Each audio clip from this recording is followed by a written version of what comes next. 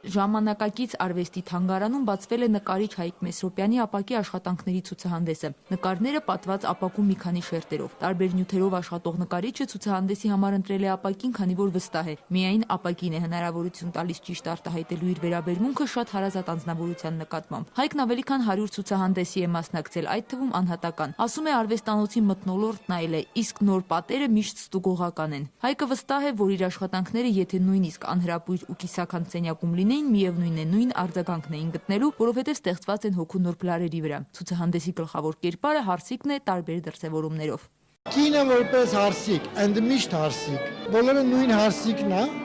բայց հարսիկի տարբեր վիճակներ են։ Այս մեկը առաջնային հարսիկն է, հետո կա հարսիկների տարբեր վիճակներ, օրինակ սա